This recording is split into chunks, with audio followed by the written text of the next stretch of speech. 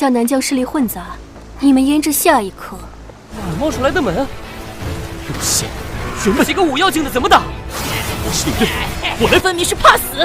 云渊出羽，怎会和他们旧时代传说中的魔神竟然现世了。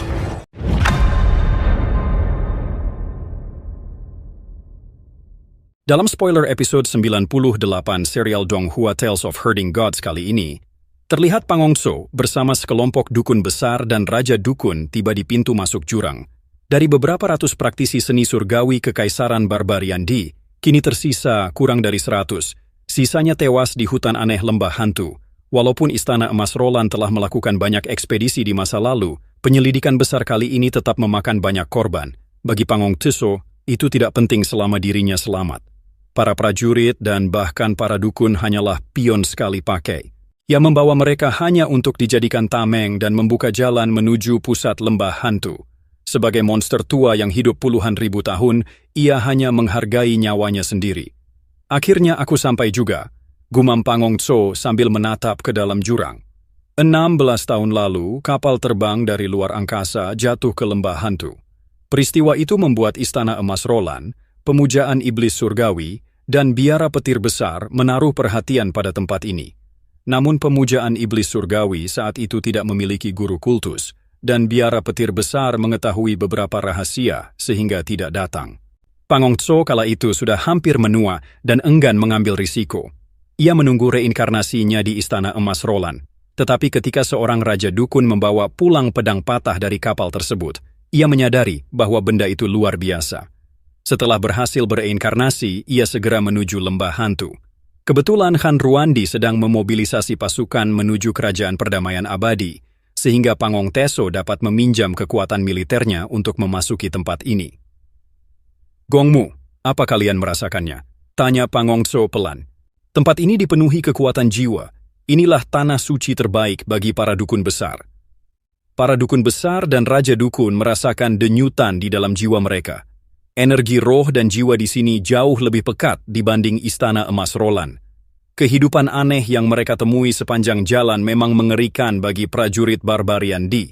Namun bagi para dukun besar itu seperti suplemen berbahaya yang dapat memperkuat kultivasi. Menggunakan jiwa makhluk lain adalah metode khas kaum dukun. Raja dukun Gongmu menghirup udara dari jurang. Jika Istana Emas Roland menguasai tempat ini, kemampuan para dukun besar bisa meningkat 2 kali lipat. Roh dan jiwa di sini bahkan dapat memperkuat roh primordial. Pang Hongso menggeleng. Yang kucari bukan itu. Yang penting adalah kapal terbang dari luar angkasa. Kapal itu mungkin menyimpan cara untuk menembus batas manusia dan menjadi dewa. Aku harus mendapatkannya. Ia lalu melompat turun. Para dukun besar dan prajurit mengikuti sambil melindungi dirinya. Pang Hongso telah hidup sangat lama dan menyimpan banyak rahasia. Ia pernah menjadi tokoh penting biara petir besar dan sekte Dao. Ia bahkan pernah pergi ke ibu kota Giok kecil dan melihat rahasia yang disimpan di sana. Dalam perjalanannya turun, mereka diserang banyak bentuk kehidupan aneh. Setelah beberapa prajurit kembali tewas, mereka akhirnya tiba di dasar jurang. Di dalam kapal harta karun, Qinmu melihat kabut iblis perlahan surut. Ada entitas menakutkan di dalam kabut itu. Kekuatannya melebihi kelelawar putih. Namun hanya dengan satu kalimat bahasa Yudu, entitas itu mundur. Qinmu merasa ada sesuatu yang tidak beres. Saat kabut iblis pergi, jeritan roh yang berkeliaran juga menghilang. Kesunyian itu membuat suasana semakin mencekam. Ada sesuatu yang membuat 2 biarawan kuat mati. Itu pasti berada di dalam kapal ini, pikir Qinmu. Fatty Dragon, Yuchun, Yukyu, masuk. Kalau ada bahaya kita langsung keluar, katanya. Fu Yuchun dan Fu Yukyu terbang ke depan, sedangkan naga Qilin menjaga belakang. Mereka memasuki sisi kiri kapal. Ketika tiba di bagian tengah, tiba-tiba sebuah pintu terbuka. Cahaya redup keluar dari dalam. Kelelawar putih buru-buru menepi dan mengintip. Ruangan itu panjang dan lebar, dihiasi meja giok, layar, dan lilin yang masih menyala. Pedupaan di atas meja masih mengepulkan asap, seolah ada seseorang baru saja berada di sana. Aman, kata Fu Yuchun. Qinmu memeriksa tempat itu dengan mata langit hijau dan sinabar Heaven's Eyes. Tidak ada sesuatu yang mencurigakan, jadi mereka masuk. Namun Fu Yukyu berkata, aneh, pintu ini sebelumnya tidak pernah terbuka. Kelelawar putih tidak pernah bisa membuka pintu di kapal ini. bahkan dengan seluruh kekuatan mereka. Qin Mu memeriksa ruangan itu, namun ia merasa sedang diawasi. Ia memusatkan ki vitalnya membentuk cermin. Saat itu ia melihat lelaki tua dalam lukisan di layar menoleh ke arah mereka. Qin Mu langsung menerjang layar, membuat penatua itu terkejut dan melarikan diri melewati dinding menuju pintu lain. Qin Mu mengejarnya. Namun ketika membuka pintu itu menutup sendiri keras. Ia memanggil yang lain, tetapi ketika menoleh, ruangan sudah berubah. Kini ia berada dalam ruang bordir wanita, bukan ruangan sebelumnya. Sementara itu, Fatty Dragon dan 2 kelelawar putih membuka pintu demi pintu, namun setiap kali dibuka, ruangan berubah menjadi ruangan lain. Tidak ada pola yang jelas, kapal ini seperti labirin ruang yang bertumpuk dan saling bergeser. Naga Kilin berkata ini tidak benar, kapal ini aneh. Mereka panik karena tidak bisa menemukan Qin Mu. Qin Mu menenangkan diri. Ruang-ruang ini pasti saling tumpang tindih. Selama jumlahnya terbatas, pasti ada pola. Ia memeriksa ruang bordir. Ada meja kerja, sulaman naga bermain dengan Phoenix, dan meja tulis dengan tinta yang belum mengering. Tulisan di atasnya terputus, seolah penulisnya pergi terburu-buru. Tiba-tiba penatua dari lukisan sebelumnya muncul di atas meja dan kabur ke ruangan lain. Qin Mu mengejarnya. Ia memasuki ruang belajar penuh buku kuno. Salah satu buku tidak bisa dibuka, tetapi penatua itu melompat masuk ke buku lain. Qin Mu mengambilnya, dan kali ini buku itu bisa dibuka. Isinya adalah silsilah keluarga Qin. Di halaman awal tertulis, Generasi pertama, Kaisar pendiri Qin, bermarga Ye, penguasa dunia. Qin Mu tercengang. Kaisar pendiri pedang lautan darah, namanya Qin, sama seperti aku. Ia terus membuka halaman hingga yang terakhir. Di sana hanya ada satu kalimat, Generasi 107, Putra Hanzhen, Feng Qing. Setelah itu, silsilah tersebut terputus. Pang Hongchuo dan rombongannya akhirnya tiba di kapal berharga itu. Di sepanjang perjalanan, lebih dari 20-an orang tewas karena serangan aneh makhluk lembah hantu. Yang mulia, kultivasi 2 biksu ini tidak lemah. Mereka sudah mendekati alam Rulai. Raja Dukun Gongmu menatap 2 biksu tua yang duduk di tebing, matanya berbinar. Tubuh mereka masih sangat murni, bisa dipakai untuk memurnikan harta tingkat tinggi. Biar aku yang mengambilnya. Pang Hongchuo diam saja. Jadi Raja Dukun Gongmu langsung membawa orang-orangnya menuju kuil di tebing itu. Meski para biksu tua sudah meninggal, tubuh mereka masih memancarkan cahaya Buddha. Suara getaran mantra Buddha menahan aliran ki iblis yang merembes masuk. Begitu tubuh jasmani 2 biksu itu diambil, ki iblis dibalik. Segel sarang lebah langsung bergemuruh dahsyat, membuat segel itu bergetar hebat. Retakan-retakan baru muncul dan retakan lama semakin melebar. Suara berat dan teredam terdengar dari balik segel, lalu ki iblis itu tiba-tiba mundur kembali. Keguncangan pun mereda, menyisakan keheningan yang tidak wajar. Aku akhirnya sampai, kapal yang mungkin menjadi jalanku untuk naik menjadi dewa. Pang Hongchuo menatap kapal raksasa itu, jantungnya yang biasanya dingin pun berdebar. Kelopak teratai berpendar di bawah kakinya, membawanya terbang naik. Semua orang mengikuti dan menaiki kapal itu. Mereka memeriksa sekeliling sampai seorang dukun besar menemukan sebuah pintu terbuka dan melapor.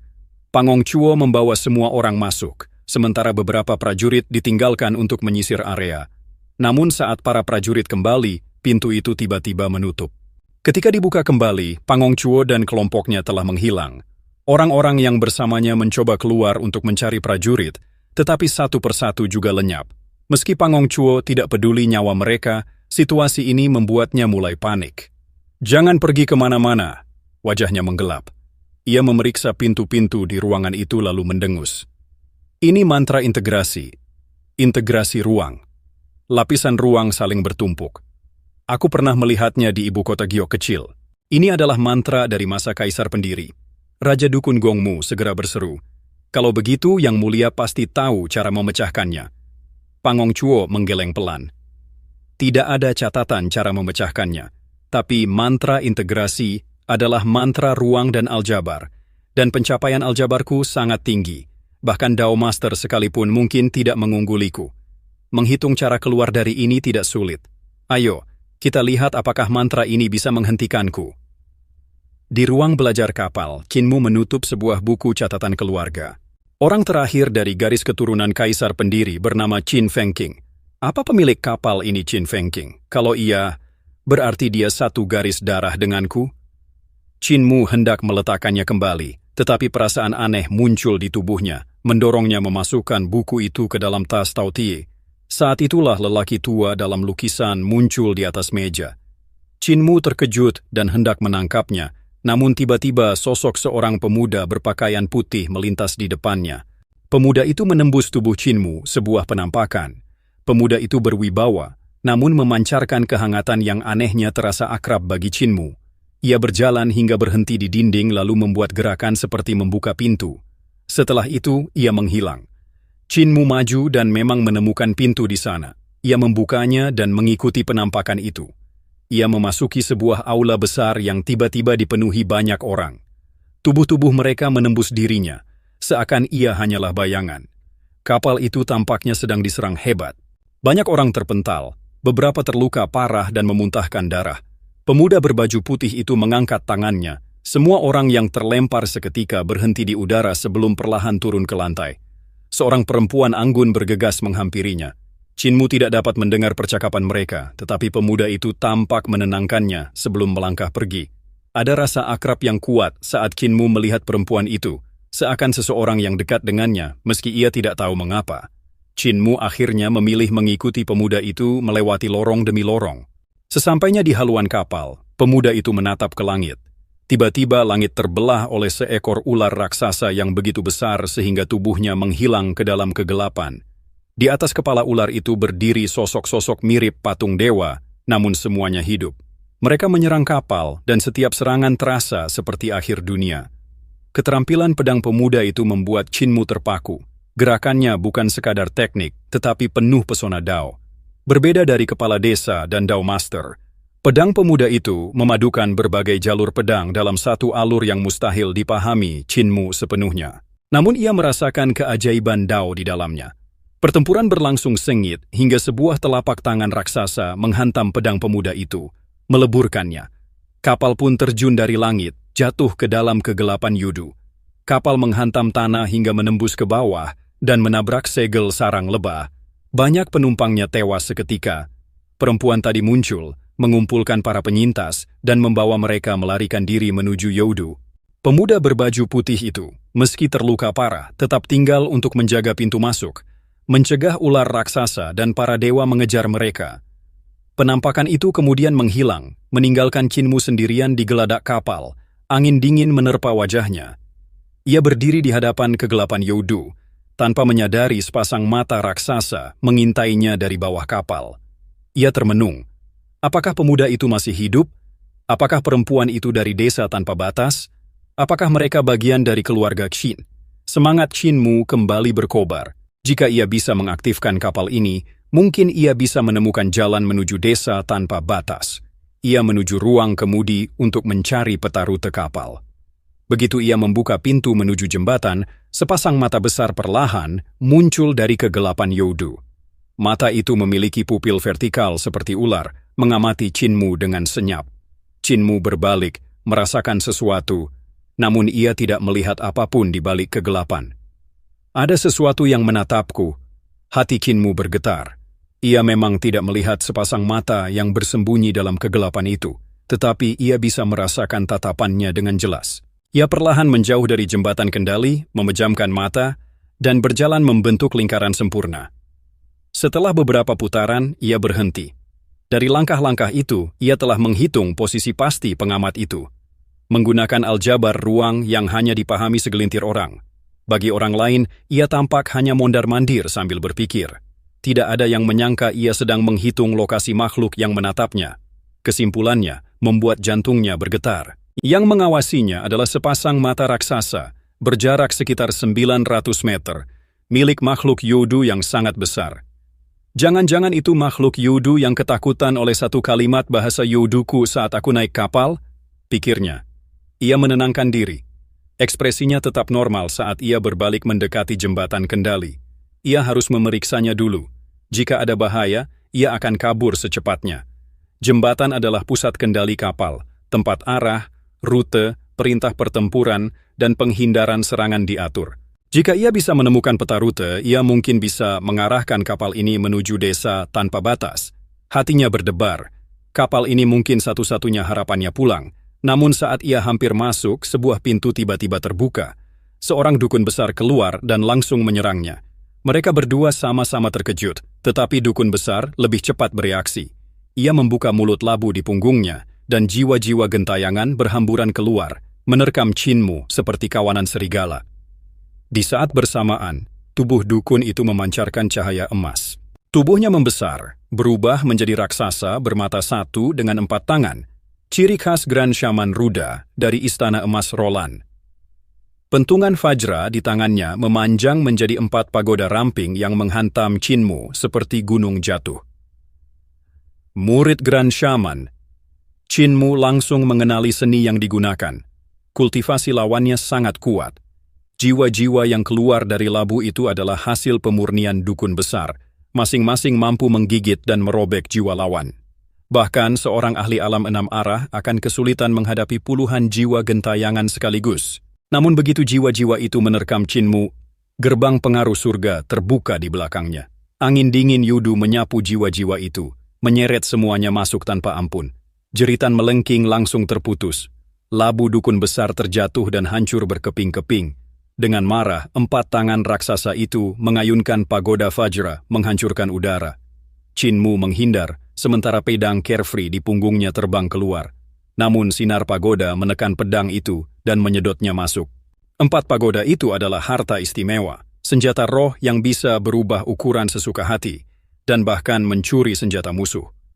Dukun besar menyeringai puas. Namun sebelum ia sempat bergerak, pedang kedua Chinmu yang tak ia sadari, menusuk langsung ke salah satu pagoda. Dalam sekejap, lautan cahaya pedang membanjir, menciptakan medan pedang yang menenggelamkan dirinya sepenuhnya.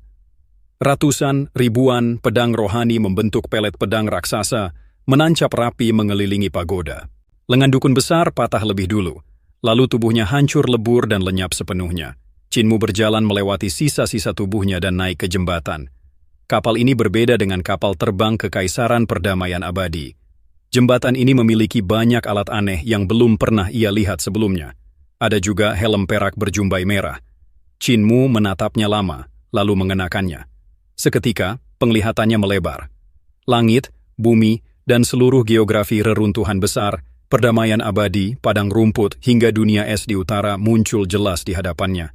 Orang yang membuat kapal ini benar-benar seperti dewa. Mereka menyimpan seluruh peta dunia di dalam helm. Ia menyentuh sebuah titik di peta. Kapal bergetar, mencoba terbang, tetapi tersangkut erat di segel sarang lebah dan tidak dapat keluar. Ketika Chinmu mengedipkan mata, peta berganti. Sebuah dunia asing muncul, bukan reruntuhan besar, bukan perdamaian abadi, bukan padang rumput. Dunia lain muncul setiap kali ia mengerjap, lebih dari selusin dunia berbeda. Namun tidak satu pun menunjukkan rute menuju desa tanpa batas. Ia melihat ke tempat kompas seharusnya berada, kosong. Di lantai, ia menemukan pecahan cermin kompas yang sengaja dihancurkan. Apakah pemuda berbaju putih itu yang menghancurkannya? Chinmu menduga. Pemuda itu dikejar para dewa, terluka parah, dan tahu dirinya tidak akan selamat. Ia pasti menghancurkan kompas agar tidak ada yang menemukan desa tanpa batas. Kapal ini adalah jebakan. Rasa dingin menjalar di belakang kepala Chinmu. Ia berpura-pura memeriksa ruangan sambil perlahan mendekati pintu keluar. Saat ia bergerak, tatapan raksasa itu kembali menekan tubuhnya. Makhluk Yudu itu jelas curiga. Chinmu berpura-pura terkejut dan menoleh seolah baru menyadari sesuatu. Tatapan itu segera menghilang. Senior yang bersembunyi dalam kegelapan, serunya. Terima kasih atas bimbingannya hingga aku bisa memasuki kapal ini. Maukah senior menampakkan diri? Tidak ada jawaban. Ia menghela napas, mengumpulkan pedang-pedangnya kembali, dan bergerak menuju pintu. Detak jantungnya berdebar, namun ia menekannya dengan ki vital. Ketika ia hendak keluar, pintu jembatan terbuka. Pangongchuo berdiri di sana, tersenyum licik dan memblokir jalan. Cult Master Chin, katanya tenang, kau punya 2 pilihan, lepaskan helm itu, atau kau kehilangan kepalamu. Chinmu hampir menyumpahinya. Yang paling ia inginkan adalah menusuk dada orang itu dengan ribuan pedang sekaligus. Chin kepalamu. Chinmu menusuk ke depan dengan 1 pedang, dan langsung 8.000 pedang bergerak bersamanya, menghantam Pangongchuo. Sambil menyerang, ia berteriak marah. Qin Gongchuo, kau dan aku tidak bisa hidup di bawah langit yang sama. Qin Gongchuo, kenapa dia memanggilku begitu? Pangongchuo sempat terpaku, tetapi tidak memikirkannya lama. Ia menampar karung Tao Ti di pinggangnya, dan sebuah spanduk besar melompat keluar. Ia meraihnya, memutar tubuh, lalu mengibaskannya kuat-kuat. Tak terhitung banyaknya belalang raksasa beterbangan keluar. Mereka berdengung mengitari Pangongchuo sebelum menerkam hujan pedang Qinmu. Belalang-belalang itu menubruk pedang-pedang terbang Qinmu, menggigit dengan suara kaca-kaca, namun tak berhasil melahapnya. 8.000 pedang itu ditempa Qinmu menggunakan hampir seluruh bahan berkualitas tinggi yang dimiliki sekte iblis langit. Meski sebagian besar terbuat dari emas hitam, setiap pedang dibuat langsung oleh Qinmu, seorang ahli penempaan. Saat mengendalikan pedang-pedangnya, ia menambahkan logam kualitas tinggi, yang bahkan melebihi logam yang digunakan untuk pedang pelindung muda atau pedang pejabat puncak lainnya. Meskipun kultivasi Qinmu terbatas dan belum mampu meningkatkan kekuatan 8.000 pedang ke tingkat pedang pelindung muda, ketahanan dan kekerasan pedang-pedangnya tidak kalah dari sana. Qinmu menggerakkan energi pedang untuk menebas belalang itu, tetapi hanya terdengar dentang logam tak berujung. Percikan api bertebaran ke segala arah. Namun, pedang-pedangnya tidak memberi kerusakan sedikit pun pada belalang itu, membuat Qinmu terkejut. Orang ini juga punya harta tingkat tinggi. Karung Tao Ti milik Qinmu dicuri dari Istana Emas Rolan, beserta sebagian besar harta yang ada di sana. Namun, Pangongchuo adalah salah satu Grandmaster Istana Emas Rolan. Posisinya jauh lebih tinggi dari Grand Shaman, dan gudang harta karunnya tidak pernah disentuh oleh Qinmu. Ia punya banyak senjata roh, dan belalang-belalang ini berasal dari teknik rahasia Hall of Insect Phenomes, dari Great Cultures of Heavenly Devil Scriptures. Belalang ini adalah harta penyempurnaan serangga berbisa tingkat tinggi. Pangongchuo pernah masuk surga iblis pemujaan dan mempelajari kitab besar iblis langit.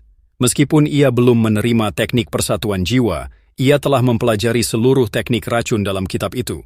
Serangga berbisa dalam karung Tao Tie miliknya adalah harta warisan tingkat sekte, dipadukan dengan teknik pemurnian jiwa. Setiap belalang tidak hanya menyerang tubuh fisik, tetapi juga jiwa. Serangga jiwa ofensif dari kitab Grand Shaman Ruda pun diturunkan dari jalur serangga berbisa ini.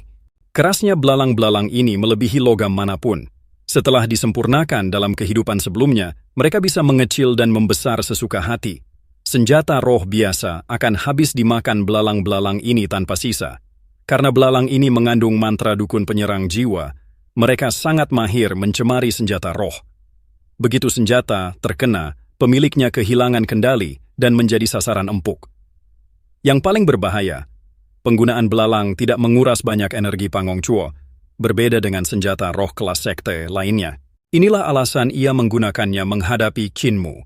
Ia tahu kultivasi Qinmu padat dan abnormal, bahkan melampaui miliknya. Meskipun ia pernah mengulang hidup lewat reinkarnasi, mempercepat kultivasinya melebihi Qinmu, ia tidak berani meremehkannya. Ia tahu ia tidak bisa menang hanya mengandalkan kultivasi. Qinmu mengendalikan banyak pedang terbang, dan Pangongchuo mengendalikan banyak belalang terbang. Keduanya sama-sama mengeksekusi keterampilan pedang, saling silang di udara tanpa henti. Qinmu menggunakan Dao Sword, suratan ketiga, sementara Pangongchuo juga menggunakan Dao Sword, suratan ketiga. 5 awan, keberuntungan berwarna-warni, suara surgawi bergema di 3 surga. Di tangan murid Dao Sekte, gerakan ini tampak indah dan penuh aura surgawi. Namun di medan perang ini, saat pedang Qi dan belalang iblis bertabrakan, tidak ada aura surgawi yang tersisa. Lampu pedang Qinmu garang, 8.000 pedangnya membentuk 5 awan berwarna. 3 aeon dan 5 Qi-nya melonjak liar. Tetapi irama gerakan itu bukanlah aura langit, melainkan dentuman perang, seperti ribuan tentara marching dengan niat membunuh. Pangongchuo juga mengeksekusi suratan ketiga, tetapi bercampur mantra dukun. Belalang terbang berubah menjadi awan racun. 5 warna bergulung, namun membawa hawa iblis dan racun mematikan. Dengan mantra dukun dan suara serangga yang aneh, suara surgawi berubah kacau. Ledakan. Kekuatan suratan ketiga Dao Sword meledak ketika pedang dan belalang bertabrakan. Tubuh kedua petarung terpental keras, menghantam dinding jembatan. Darah mengalir dari sudut mulut mereka. Qin Gongchuo, kematianmu sudah waktunya. Qinmu menggertakkan gigi, melepaskan diri dari dinding. Ia mengangkat kedua tangan, membentuk formula pedang. Jari kelingking dan manis mengepal, telunjuk dan tengah lurus, ibu jari menekan ke dalam. Pedang carefree melesat dengan ujung mengarah ke atas. 8.000 pedang lainnya mendekat, mengelilinginya dan membentuk pedang raksasa. Pedang-pedang itu berputar, mengeksekusi bentuk bor dan bentuk retas sekaligus. Qin Mu mengayunkan tangan ke bawah. Suara mendesing. Pedang besar itu menebas Pangong Chuo. Kultmaster Qin, untuk mengendalikan begitu banyak pedang, apa kultivasimu cukup? Pangong Chuo mengibaskan spanduk 10.000 belalang. Belalang-belalang itu berhimpun, menempel membentuk perisai raksasa. Pedang dan belalang bertabrakan. Gerakan pedang berubah. Pedang-pedang itu berputar membentuk bentuk spiral, menembus celah dan menebas ke arah Pangong Chuo. Qin Gong Chuo, kau juga kehabisan kekuatan sihir, bukan? Kata Qin Mu tanpa ampun. Pangong Chuo panik. Kenapa bocah ini terus memanggilku Qin Gong Chuo? Namaku bahkan bukan Qin. Ia tidak tahu bahwa pemilik kapal ini bernama Qin, keturunan desa tanpa batas. Raksasa bermata 900 meter itu menjaga kapal ini, menunggu keluarga Qin kembali. Qin Mu telah menipu raksasa itu dengan susah payah. Ia berakting sebagai petualang bodoh yang tersesat. Ia hampir keluar dari perangkap ini. Tetapi Pangong Chuo justru memanggilnya Cult Master Qin, hampir membunuhnya. Karena itu, Qin Mu memanggilnya Qin Gong Chuo, agar keduanya sama-sama disalahpahami oleh raksasa itu. Jika ia harus mati, Pangong Chuo harus ikut mati bersamanya. Kekuatan sihir Pangong Chuo memang tidak cukup. Meskipun persyaratan kultivasi untuk spanduk 10.000 belalang tidak tinggi, itu tetap harta warisan tingkat sekte. Sebagai ahli alam enam arah, menggunakan harta tingkat alam jembatan surgawi menguras energi besar. Suratan ketiga Do Sword yang ia gunakan untuk menahan Qin Mu menghabiskan hampir seluruh qi vitalnya. Karena itu ia memakai spanduk belalang sebagai perisai. Qin Mu pun hampir kehabisan tenaga. Karena itu ia menggunakan bentuk-bentuk pedang dasar seperti bor, spiral dan retas, bukan langkah-langkah besar. Senjata roh yang bisa mereka kendalikan terus menurun jumlahnya. Jika salah sedikit saja, mereka akan mati disapu senjata lawan. Keduanya memaksa diri, menguras ki vital untuk melanjutkan pertempuran. Qin Gong Chuo, bisa kau minggir sedikit? Qin Mu menggertakkan gigi. Dengan tenaga ki vital yang tersisa, ia hanya mampu mengendalikan sebagian pedang. Beberapa ribu pedang jatuh atau menancap ke dinding, namun saatnya menyerang. Beberapa ribu pedang melesat, mengeksekusi berbagai bentuk pedang dengan momentum besar. Pangong Chuo juga tak mampu mengendalikan semua belalangnya. Ribuan belalang jatuh ke lantai, berusaha terbang tetapi gagal. Ia hanya dapat mengendalikan beberapa ratus untuk bertarung. Selama Cult Master Qin melepas helm itu, aku akan membiarkanmu pergi, cibir Pangong Chuo. Keduanya makin sedikit senjata yang bisa dikendalikan. Tiba-tiba Qin Mu mengeksekusi Mahayana Sutra Rulai, berubah menjadi Buddha besar dan menyerang jarak dekat. Dengan mudra besar, para dewa dan Buddha 8 surga muncul di belakangnya. Guntur musim semi di Laut Timur yang sunyi. Fajra tak terkalahkan. Pangong Chuo mencibir dan juga mengeksekusi Mahayana Sutra Rulai, tubuhnya dilapisi emas Fajra. Ia mempelajari teknik-teknik Mahayana Sutra Rulai dari surga pemujaan iblis. Tetapi Qin Mu hanya mempelajari teknik dasarnya. Seharusnya Qin Mu kalah dalam seni surgawi. Namun saat Qin Mu menyerang, gerakan kakinya berubah, liar, dan tak terduga. Tubuhnya berputar seperti hantu. Pangong Chuo kaget dan terlambat bereaksi. Qin Mu menghantam pangkal pahanya dengan lutut. Rasa sakit itu membuat Pangong Chuo menjerit dan tersedak napas. Buk, buk, buk. Qin Mu menghantam wajahnya berkali-kali, memaksa Pangong Chuo mundur hingga menempel dinding. Saat nyawanya hampir habis, tubuh Pangong Chuo berubah menjadi bayangan, dan melarikan diri menembus dinding, menggunakan teknik ilusi bayangan iblis besar untuk menghindari surga mencuri kaki milik Qin Mu. Qin Mu berlari ke pintu jembatan sambil mengendalikan pedang untuk menusuk bayangan itu. Namun saat ia hendak membuka pintu dan kabur, kakinya tertahan. Pangong Chuo telah memakai belalangnya untuk menghalangi pedang Qin Mu, lalu menempelkan bayangannya ke tanah, meraih pergelangan kaki Qin Mu. Cult Master Qin, lepaskan helm itu. Ia menarik kuat. Qin Mu berubah menjadi bayangan gelap yang terseret ke lantai. Keduanya berubah menjadi dua bayangan yang bertarung di dinding dan lantai. Bang! Dinding jembatan bergetar. Pangong Chuo terpental dari dinding, kembali ke bentuk fisiknya. Ia segera mengirim belalangnya menggigit bayangan Chinmu. Chinmu berenang melalui dinding bayangan, jatuh dari langit-langit. Tubuhnya kembali normal. Dengan mudra kuat, ia menekan Pangong Chuo jatuh. Pangong Chuo meloncat, tetapi berhenti menyerang. Ia menatap kosong ke arah belakang Chinmu, wajahnya dipenuhi keringat dingin. Chinmu hendak memukulnya ketika ia juga merasakan sesuatu yang mengerikan. Ia membeku. Dua mata raksasa, jaraknya 900 meter, muncul dalam kegelapan di luar jembatan. Pupilnya vertikal, dingin, dan menyeramkan. Mata itu menatap mereka berdua. Tubuh Pangong Chuo gemetar hebat. Dengan suara serak ia berkata, "Cult Master Qin, sekarang aku tahu kenapa kau ingin pergi dari tempat ini." "Qin Gongchuo, dasar brengsek." Chinmu menggertakkan gigi. "Kalau bukan karena kau, aku sudah pergi sejak tadi." Suara mengerikan menggema dari bawah kaki mereka, seperti paku menggaruk baja. "Siapa di antara kalian yang bermarga? Qin?" "Dia!"